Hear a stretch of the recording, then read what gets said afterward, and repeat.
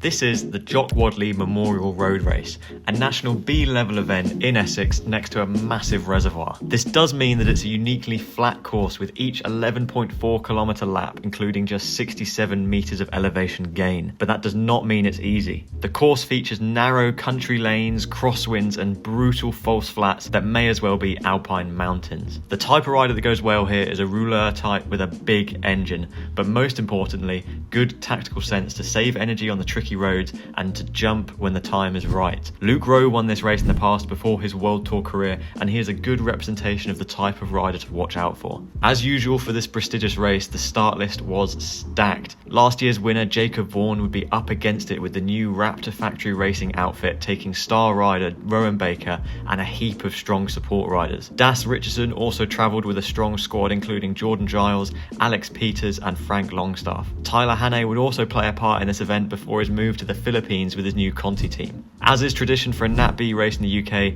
it started with attacks being thrown at every opportunity. Foran CT were the main instigators and eventually forced a group of 12 away, with the usual suspects represented. Previously mentioned Hannay and Giles were included, along with Foran's Danilo, Meyer and Dom Jackson. Raptor missed this first move and were cornered into the majority of chasing for the first half of the race as the breakaway built up their lead to 60 seconds. Moving into the final 4 laps and last third of the race, a chase group of 5 went clear, led by Rowan Baker. The Welsh national champ Sam Llewellyn and Dom Jackson were also included, after being distanced by the front group. These 2 lead groups did eventually merge together, but not for long. With the peloton looming behind, full of strong riders biding their time and conserving energy, the front group started to fracture with solo attacks attempting to fly off the front, a clear sign that cooperation was halting and the race was destined to come back together before a tense finale. As the riders started their final lap, a strong group of 4 jumped clear in a well-timed counter-attack. Springbeck, Clay Davies, Dylan Belton Owen and Hannay instantly worked well together and started building their advantage. Sensing the danger, Chris McNamara, Monty and Vaughan snapped across the gap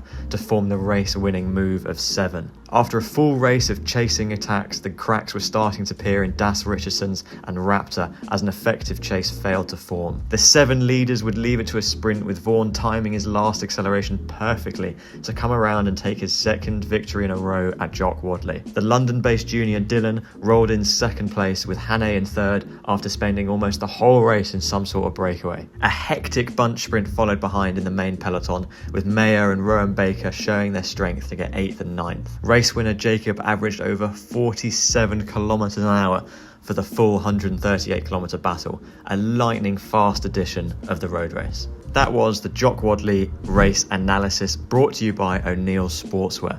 Thanks for watching. Please like and subscribe to catch future race action from the best domestic races on the calendar.